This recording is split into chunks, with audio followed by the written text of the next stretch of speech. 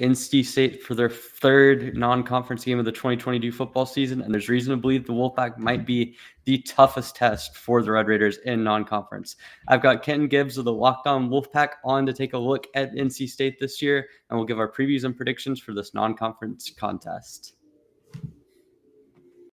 Are Locked On Texas Tech, your daily podcast on the Texas Tech Red Raiders, part of the Locked On Podcast Network, your team every day.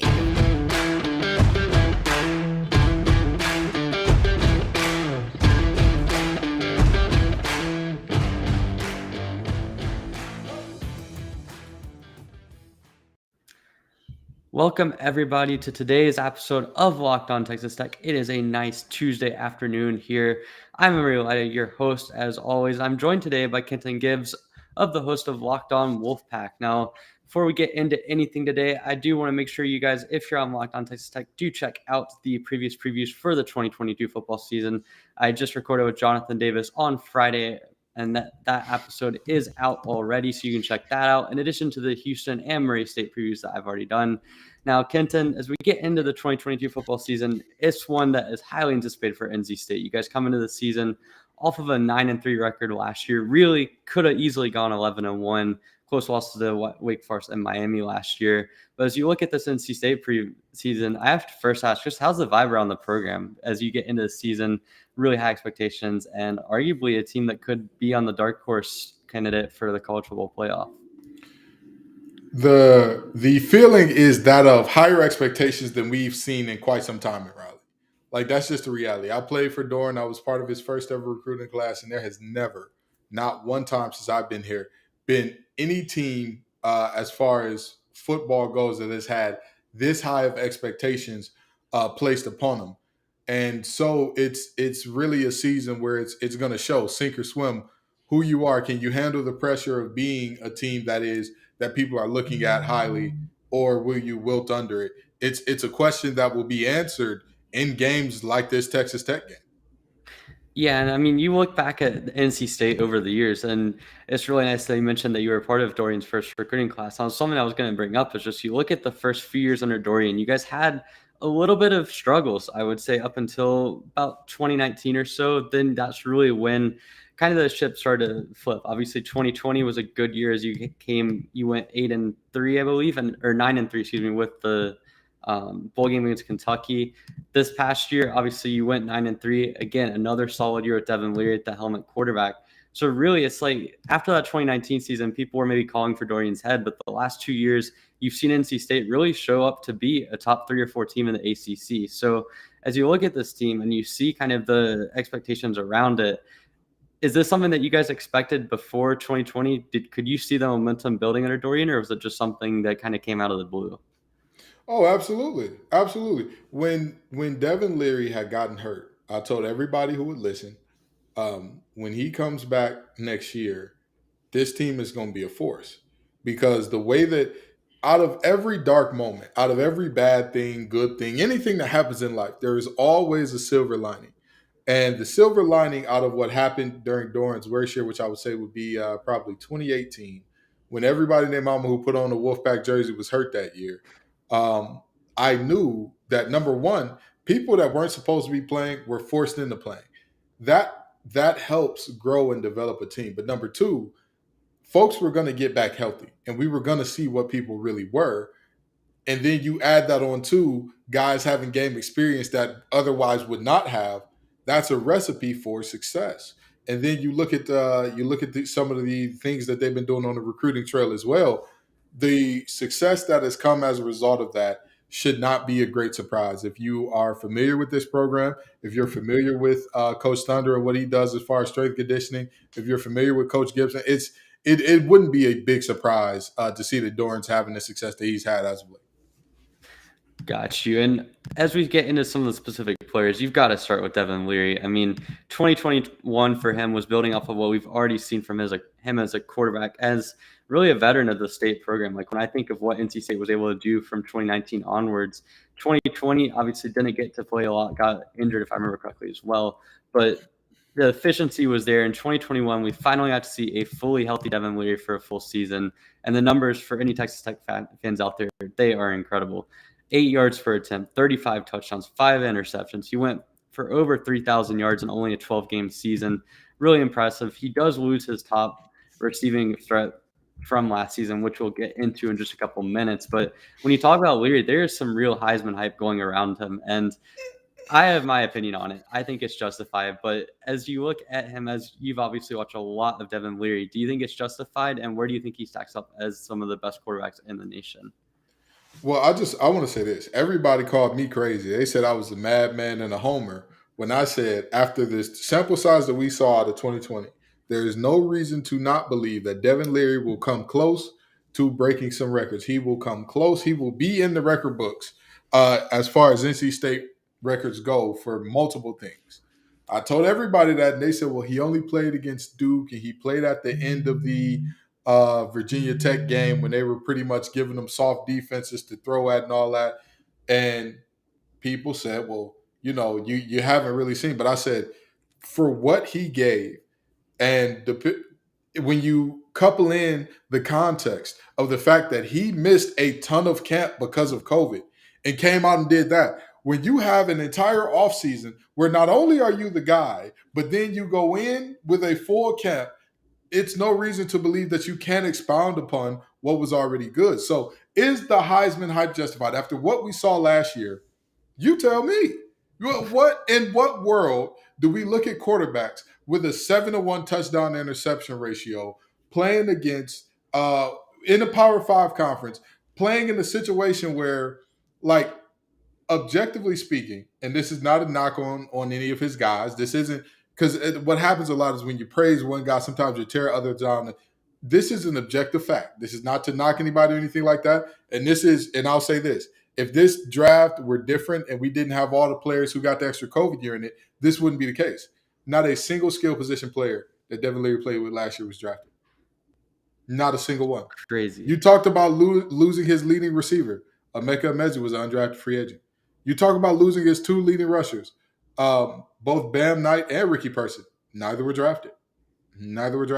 So we're looking at a situation where we say all of these great things that Devin Leary has done with, again, these guys in a different year where the draft pool is smaller. Sure, they probably get drafted, but even then, I don't think that these are super high level guys that you're looking at and you're like, there is just no way that any quarterback could not succeed with what he had. That's not the case. Devin Leary's Heisman hype is definitely verified. It is certified. You can stamp it. In the words of Stevie Wonder, signed, sealed, delivered, it's yours, because he deserves it. Yeah, and Leary, obviously, you mentioned the 2 running backs that ended up leaving. And really, for me, looking at Bam Knight, you wouldn't have anticipated him maybe being a guy that ended up leaving, but certainly a guy that entered the draft, went undrafted, which wasn't a huge surprise. But you come into the running back position, and outside of offensive line, which we'll also get to in a minute, I think the running backs is one of the more interesting positions because you have Jordan Houston, who, if I remember correctly, had quite a bit of playing time back in, I think it was 2019. So he's a guy that NC State fans are familiar with and has had some production, but there's really a lot of unknowns at the running back. So as you guys went through spring training, is there any of the guys in the spring game or in practice that really stood out outside of Houston as maybe taking on the number 1 or number 2 role like Person and Knight had last season, kind of with a 1-2 combo? I've been hearing more and more about Demi Sumo and Michael Allen as well. Those 2 are probably going to be guys to look out for in terms of what you can expect out of our running game going forward, because Jordan Houston is a guy who can do a little bit of everything. He can do a little bit of this. He can do a little bit of that. He can catch out of the backfield. He can line up in the slot. He's a versatile weapon that you can use in so many ways, and I think he'll be the lead back. I think he'll have over 1,000 total yards. But in terms of guys who can alleviate that load and come in and give them a blow, I'm looking at Demi Sumo and Michael Allen as the 2 that I'm saying those are probably going to be the guys. I wouldn't be too surprised if Micah Crowell steps in there and does some good things as well. But this team is going to be all about Devin Leary. And the question for the rest of the team becomes, we know what he is. We know what he's going to do. How can the guys around him support him? Because while many people call quarterback the most important position in football, I say it's the most dependent position in football. You need so many people to do their jobs correctly and well in order to do your job effectively as a quarterback. Even if you throw the perfect throw, even if you get it exactly where you couldn't have handed it better to him if you were standing right next to him. If a receiver drops it, he drops it. You know what I mean? And that's a problem that we've seen with some of the receivers. Well, not some, but Devin Carter in particular coming back, it's been a problem. So the question is, what is the supporting cast going to do? Is this going to be a situation where we have Destiny's Child, or is this going to be Beyonce and some backup dancers? And I'm hoping it's the first. Got you. Yeah. And looking at NC State supporting cast last year, you had him as the leading receiver. Obviously, he had a couple really big games. For me personally, the UNC game comes to mind where he came up really clutch for NC State down the stretch of that one. And just taking a look at what he was able to do for the program, I mean, he was a dependable guy for basically 4 seasons for NC State. And you have a couple other guys. You mentioned Devin Carter and some of the drops and sort of dependency issues, but he averaged almost 18 yards a catch last year. Really, a lot of massive plays, 6 touchdowns as well. And as you bring back both him and Thayer Thomas at the receiving position, those are 2 guys that have shown themselves to be at least threats that Leary is comfortable with. And outside of those 2, where do you think the receiving production is going to come from NC State? Do you think either of those guys are capable of replicating the production that we saw from MZ in certain games, or do you think there's going to have to be more of a committee approach when it comes to receiving position? Let me start here. I am fueled by Tar Heel tears. Do you understand?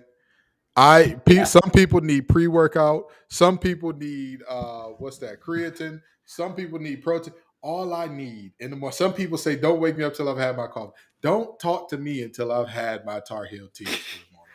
And they rain down like melodies from heaven. But now, in terms of who do I expect to replace Emeka Emezi?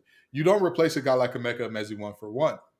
Well, actually, I'll say this: it's possible, but the guy who I look at as being most responsible for doing that is a very different style of receiver than Emeka. I believe that Anthony Smith he's a guy. I've talked about Anthony Smith ad nauseum. Every time he is on the field, he is electric. Whatever he's doing. And I know what you're thinking. What do you mean whatever he's doing? He, as a receiver, is electric. Big plays left and right. He's got that. If he's leaving speed. He's got a long frame, good catch radius. But here's the part that showed me he got that dog in him. He's different. This young man would play special teams last year, and there were multiple impact plays that he made on special teams. That tells me about the kind of guy you are, because that is a part of the game that most players, especially when you think about receivers, that's not a place where, unless a receiver is the returner, you're not thinking, oh, that's a place where a receiver can impact the game. And Anthony Smith said, I beg your pardon, to that notion, because he had a play where his helmet came off and he recovered a fumble when he was on punt team. He had downed multiple balls inside, I want to say the 15 or 10, and he played like a man possessed on special teams. And so you combine that with deep playability offensively. You combine that with the fact that some plays that he got open deep, he just wasn't hit. You look at that and you say, he's not going to be the same type of guy Emezi was. He's not going to be big body, strong, good catch radius, solid route runner, but you know that he's going to make those catches when there's 2-3 guys around him within a couple yards. He's going to make that catch. I don't know if he's that guy because I haven't seen it at a high enough level to evaluate that. But he is a guy that when you turn on that tape and you truly watch him, I believe his number is 85. When you just watch 85, you see it manifest itself multiple times. Oh, this guy can fly, and he is high energy, high effort. He is a Duracell bunny because he just keeps going and going and going and going. Yeah, I mean, for sure. It's going to be interesting to see because, as you mentioned, he only got limited time at the receiving position, only ended with 4 catches, but certainly was a factor on special teams and had the explosive playability. And, I mean, when you look at this offense, really, there's just so many different weapons that have some limited usage over the last couple of years. I think that's one of the things that makes State maybe a little bit more of an interesting proposition offensively than some of the other teams is just the fact that they have so many guys, whether it be because of injury or because of the way that Dorean and the offense likes to sort of rotate guys inwards. Is just the fact that they have so many guys that have played snaps that are coming back. And even if they haven't had those 30, 40 catch seasons, they're still a threat to factor in. And real quickly, though, before we got on the defense and some more stuff, I want to ask you about the offensive line, because it's a line that has a fair bit of experience returning, but you do lose probably your best player, maybe on the offense in general, Nakeem Ekwonu at the left tackle position. So apologies for the possible mispronunciation on that one. But aside from... It's all right. I've noticed you mispronounced Dorean a few times, so I wasn't expecting you to get Ikem Ekwonu right on your first shot. I noticed it. It's all right. You're good to go, man. Is that close enough? You're close. You're close. You were close. It wasn't terrible. It wasn't terrible. I'll tell you, some pronunciations I hear, I'm just like, now, where did that letter come from? Where did you throw that letter in at? But I got you. You're good to go, man. Got you. So anyways, though, the point is the offensive line, you lose arguably the biggest part of it and protecting Leary's blind side, but you still return quite a bit of experience. Is that a concern for NC State as they head into the year, or is it more of something where you're looking at just being able to rely on the experience throughout the line as a whole and then just kind of gaining a little bit of experience at that left tackle position? I'll tell you what, this line needs to be better than it was last year. It needs to be better, period. Losing Big Ick is a big deal, right? First offensive player drafted, period, in last year's draft, right? There's no doubt about how important a guy like that is to your team. But now, with that being said, this offensive line has to be able to run the ball. And I think that it was addition by subtraction, not because Ick is not a great player. He was the pancake king of Raleigh.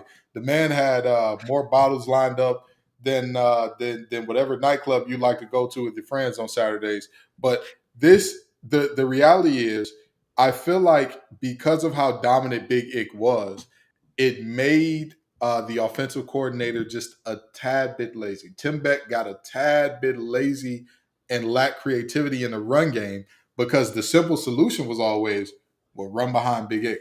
You know what I mean? It's like a fighter. If you got one great punch and you keep going to it, you keep going to it, you keep going to it, well, eventually people are going to figure out, regardless of how hard that punch comes, regardless of how fast it comes, they'll figure out, okay, wait a minute, this guy's got nothing else in his bag. So this year, I think that what will help the offensive line be better and alleviate that pressure that we saw last year coming from teams stacking up the left side, even if the left side was the short side of the field, I think that comes in when you make a conscious decision and effort to say, the ball has to be ran all over the place.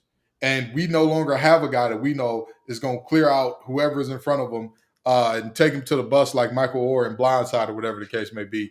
We have to get this ball ran one way or the other because, don't get me wrong, yes, this team is going to be the Devin Leary show, but the best teams have balance. You need balance. You cannot succeed while just saying, oh, I'm going to ride this one guy's coattails or I'm going to do just this one thing. Well, you're not Hawaii with Colt Brennan. That's not going to happen. You're not introducing passing concepts that people have never seen before in that way. So with that being said, you need to have the ability to have balance, which means you need to run the ball better than you did last year. Yeah, and for sure. And one last question on the offense before we get into the defense. Are you confident in Tim Beck as a play caller and someone to run the offense, or do you think that there's room to be desired? Because obviously Tech fans know Tim Beck as a guy that probably gave them a couple of wins when he was in Austin. So is there a little bit of uncertainty there? Not really. Not really. I'm going to tell you this, okay? I'm going to tell you this. Tim Beck left Texas, right? But they unceremoniously kicked him out the door, right? Mm-hmm. Did Texas get better after that? Not really. Did their offense get significantly better? No. Actually, for anyone listening to Locked On Texas Tech, we talked about this on Friday, but there was a lot of inconsistencies with the Texas offense over the last couple of years. So Tim Beck, I'm a firm scapegoat. Hey, listen, I'm a firm believer. I'm a big numbers guy. You know what I mean? I'm a really big numbers guy. I'm a firm believer that if you remove a variable from a situation, if you remove a certain stimuli from a certain formula or whatever you're looking at, a certain test, and the outcome is the same, Well, it wasn't that variable or stimuli that was the problem. You're absolutely right. I think he was the scapegoat. Now, don't get me wrong. I don't think that Tim Beck is the Brent Venables of offense. You know what I mean? Because I think anybody who's ever heard me talk about Brent Venables knows how great I believe his play calling is. He does some things defensively that are just, they blow my mind to watch. I don't think that Tim Beck is that, but I don't believe that he's just some unserious joker that, like, if Tim Beck's your offensive coordinator, doesn't matter what type of Larrys and Joes you got, he's going to give away a couple games a year. I don't think that's the case. Got you. Well, we're going to move on from Tim Beck's offense to another coordinator and another guy that Tech fans should be able to remember back from his days at West Virginia, and that is Tony Gibson, his defense. But first, a message from some of our sponsors. Back again with Kenton Gibbs of Locked On Wolfpack, talking about the NC State Texas Tech game, and we're going to shift focus to the NC State defense heading into the 2022 season. Obviously, the offense is what will get a lot of the attention just because of the fact that Devin Leary is a Heisman candidate and just because of the amount of weapons that they have on the offensive side of things. But Tony Gibson last year had a defense that at times was really good. If you look at what some of their stats were, only 19.7 points per game allowed, finishing up second in the ACC. You had the 3-3-5 scheme, which is known for being able to create turnovers, ended up second in the ACC as well with 15 interceptions. And really, they did so with quite a bit of injuries. If you look over the course of the season, I mean, you lost quite a few guys due to injuries over the course of the season, from the start of the season against South Florida to the end of the season against UNC, as well as the canceled Holiday Bowl, which unfortunately never got played. But Kenton, as I look at this defense, you see a lot of guys that have played quite a few snaps coming back and getting a lot of experience. So for Texas Tech fans that might not know sort of what to expect from this defense, give me in 2 minutes what you think, A, the best players on the defense are going to be, and B, what to expect schematically. That linebacking core is a buzzsaw. It is an absolute buzzsaw. There is not a single player, if you're looking through the top maybe 5 guys in that rotation, that I don't think, barring health, would not be playing on Sundays. Not a single one. And with that being said, in the 3-3-5, you're giving your linebackers freedom to run and roam and come downhill and all that. And I'm telling you, when you're looking at the guy who I think is probably the most talented of the three, Peyton Wilson, all over the field. He was said to be a first rounder if he could stay healthy last year. Obviously, that did not happen. But he's a guy that has first round talent. That's just the reality. And then you go to Isaiah Moore, probably the smartest of the three. The guy who is whenever you ask anybody about him, they say words like cerebral. They say words like student of the game. They say words like film rap, because he wants to know where the offense is going before they even get going there. And he's no slouch himself in terms of athletic ability. And then you talk about the guy who was healthy and was there the entire season in Drake Thomas. Now, he may be a little undersized. He may be a little short. He may be but I'm going to tell you what, if you look at him and think short doesn't equal powerful, well, he's a sawed-off shotgun on the field. The man can bring it, and he gets up under guys, and he's going to get up under that chin strap of yours and readjust it if you don't know what you're doing. So the linebacking core, we've got young guys coming behind them that are four-star type guys that are really, really just massive human beings. And you're looking at this team, you're looking at this linebacking core, and I'm going to tell you this. Anybody who just says Devin Leary is going to be the star of the show for the entire team, well, I'll tell you this much. I think you need to go back and watch some more NC State football, because that defense at every level is scary. The question becomes, how well can our corners hold up against the outside pass? Because that's what got us whooped on in a few games that we lost last season. Against Miami, Charleston Rambo was made to look like a god amongst men. Against Wake Forest, there were multiple long conversions where our corners just panicked at the moment of truth. And in the 3-3-5, you know that as a corner, you're going to be on the island a lot. That's what comes with the territory. So there's a question there. Our safeties, much different situation. But that linebacking core, absolute buzzsaws. They laid the groundwork because the defensive line is able to get so much movement and all that good stuff. And Corey Durden and the guys up front, do what they do. They free up those absolutely athletic and intelligent linebackers to go lay hat everywhere.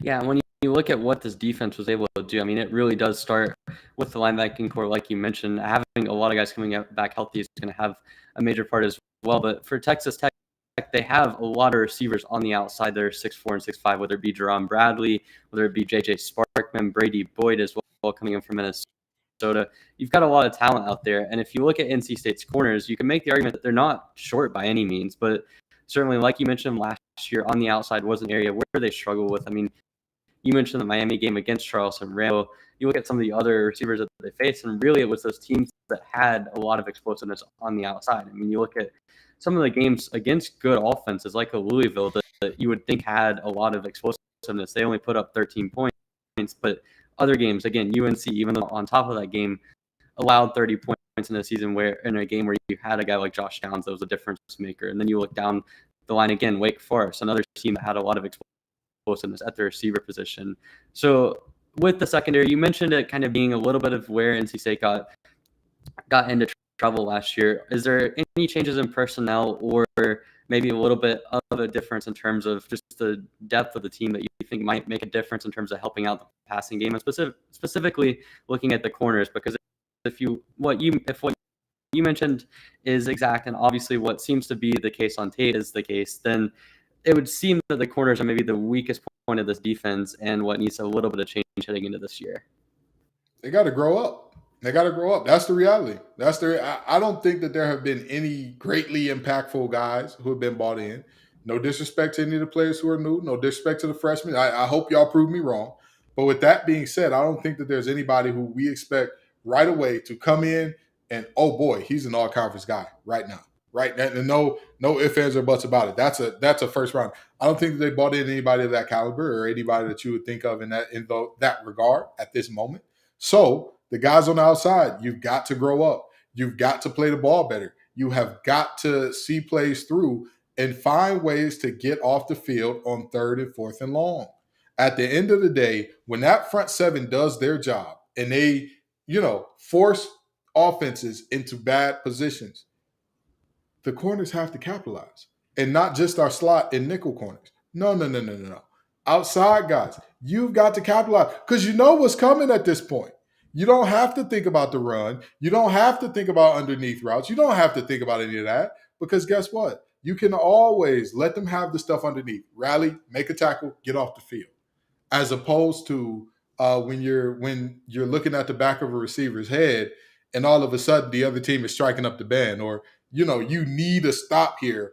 You've put them in 3rd and 12, 3rd and 13, 4th and I want to say it was Wake Forest that converted like a 4th and 8 or 4th and 9.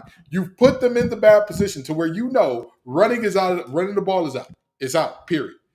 And then you allow the receivers to get open behind you, or you don't trust your technique and you commit a pass interference that is automatic first down. The corners have to grow up, period. Yeah, and just taking a look at the corners, I mean, that is something that I feel like is going to be critical in that Texas game. I mean, you bring in, for us, new offensive coordinator Zach Kittley from Western Kentucky, obviously last year enjoyed record-breaking success under Bailey Zappi. So it's going to be – Tech is going to challenge the NC State corners. I feel like I'm going to foreshadow this a little bit. I think that's one of the major keys to the game on both sides. But one last position preview before we get into our predictions and keys to the game. Just want to talk a little bit about special teams. You lose Zonovan Knight, who I believe did have a little bit of a role on kick returns and was your primary guy when it came to returning kicks. You do bring back your main returner, I believe, in Thayer Thomas, the wide receiver. Correct me if I'm wrong on that, but a little bit of turnover on the special side as well. Townsend, graduate transfer, Shane McDonough, you would expect him to take on some of the roles on punting. Is special teams a massive concern, or do you guys think that it's one of those things where you have under control as you look into this year? Well, let me tell you something. All right, to say that Bam Knight was a little bit of a part of our return team is to say that the marshmallows are a little bit of a part of Lucky Charms. That man was the star of that show. He was the guy. He made it happen. He had multiple times where we were looking like we were in a bad position, and Bam was either going to take it back or take it all the way back, or at least put us in good field position to get us off to a good start to that drive. Now, with that being said, do I have a lot of concern about our special teams? Christopher Dunn is a guy that he's been up, he's been down. His sophomore year was really, really good. Ever since then, he's kind of had a middling type of career. He's had some struggles. He had some good games and bad games. This is his last go. Okay. And this is if he doesn't produce a swan song to, make this thing something beautiful and go out the right way, then I am going to be a little bit concerned there. But other than that, I mean, we always do what needs to be done in terms of special teams. I don't know who is our special teams recruiter or who's out there getting our special teams folks, but year after year after year, it just seems like NC State special teams are always going to be in a good way. I want to say last year it was Trenton Gill who got drafted. Before that, it was AJ Cole who was a Pro Bowl punter before. So I don't know who's doing it. I don't know if the punt gods or whatever the case may be are in NC State's favor, but I don't really worry about our punting all that much. I don't worry about our kickoff coverage either, other than the massive bust against Mississippi State to start off that game. They were good for a majority of the season as well. So I think if I'm looking at our special teams, I trust our special teams coordinators and the guys who do the kicking and the punting I don't think that there'll be a liability. I'll put it that way. Got you. Now, as we head into the final segment, we're going to take a look at our predictions, keys to the game, and then we'll have other nuggets about NC State. But first, message from our sponsors.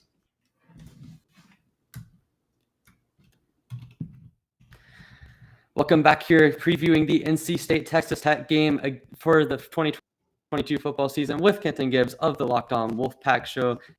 If you don't already check out his page, he has some good stuff, whether it be about NC State football. He'll be having a lot of stuff coming up soon about off-season coverage, so be sure to stay on the lookout for that. But in the meantime, it's time to get to the fun part of the show, the preview, the prediction, and to the game. So Kenton, someone that I was on with in the last week or so gave me a good saying for this, and it was, if you woke up from a coma on the day after the game. So in this case, if you woke up from a coma on September 18th and you found out that NC State, which is likely to be heavily favored against Texas Tech, ended up losing the game, what would you think would be the main reason why that is?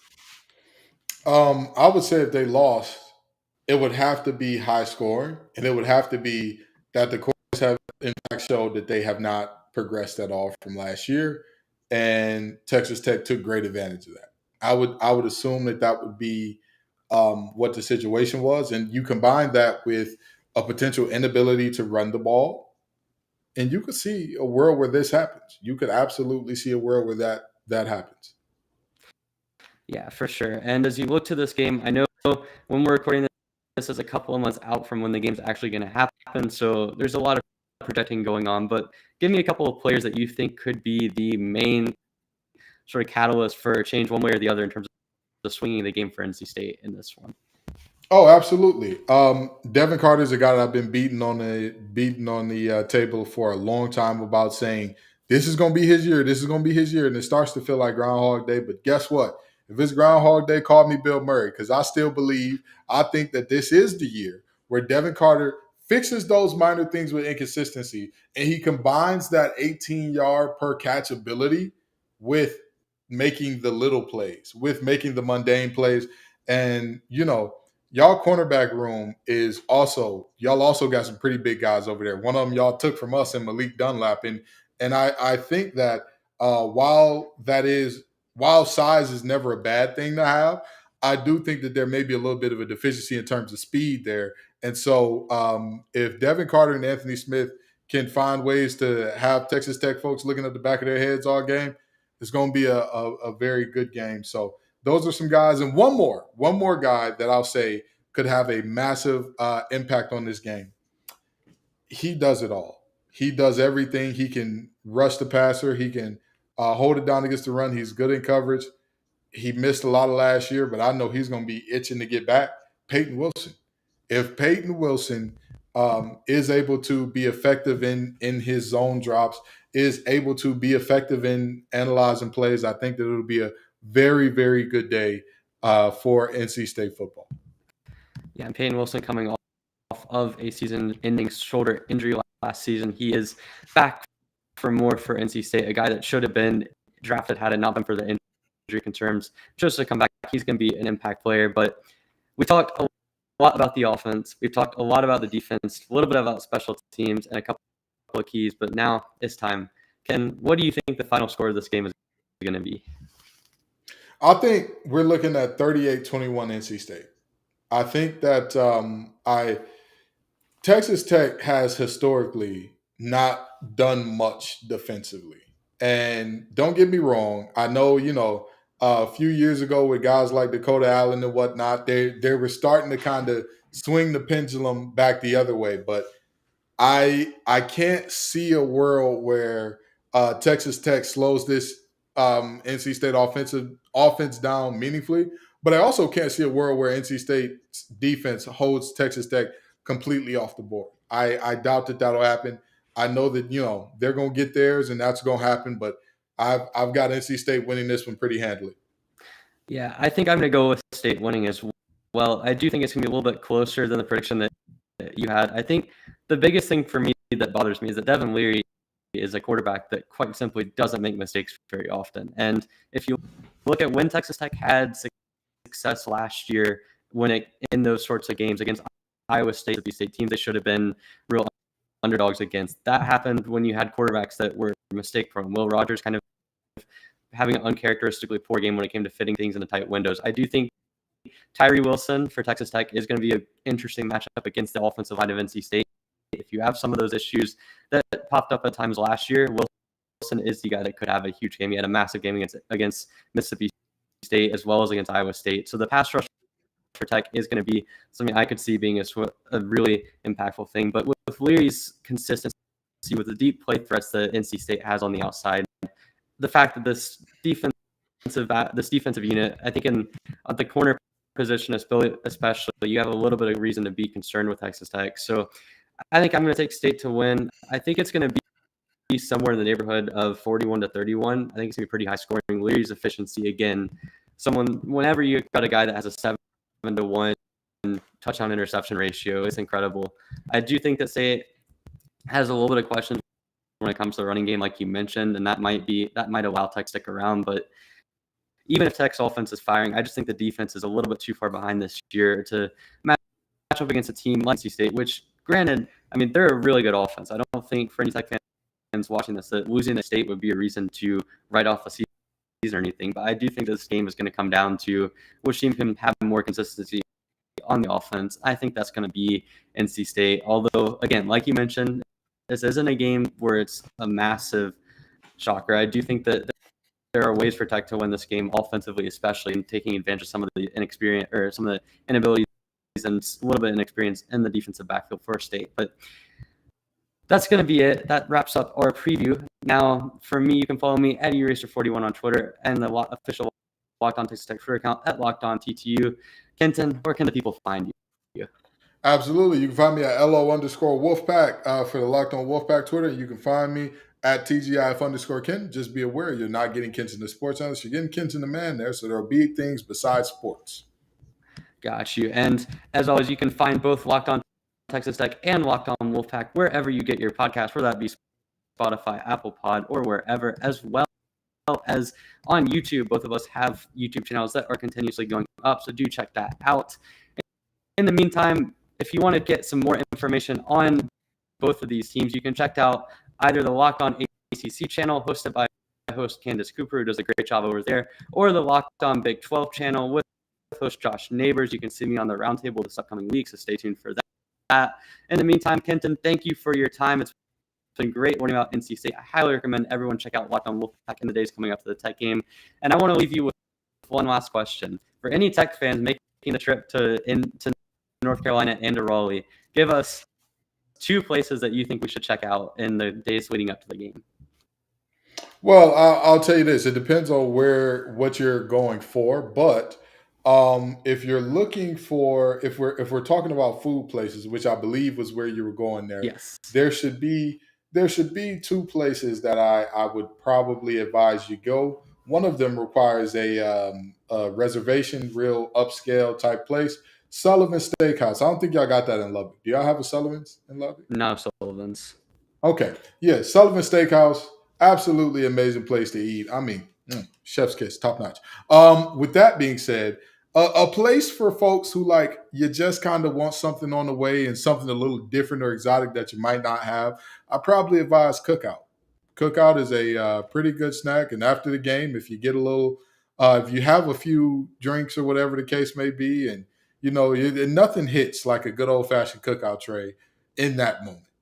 And again, that's something that I don't know if y'all got those in Lubbock either, but that's something that is one of those things that it's just kind of if you've been to North Carolina, you kind of got to get it one time. Highly recommend Cookout for anyone who doesn't. They're not in Lubbock, but if you make the trip to Raleigh, I'm going to be upset if you don't try out Cookout. But that's been all for today. Thank you to Ken again for coming on. I really appreciate it. And as far as our show is concerned, tomorrow we're going to be taking a look at our next position preview, taking a look at the Texas Tech offensive line. That has been all. Appreciate the support, and we will see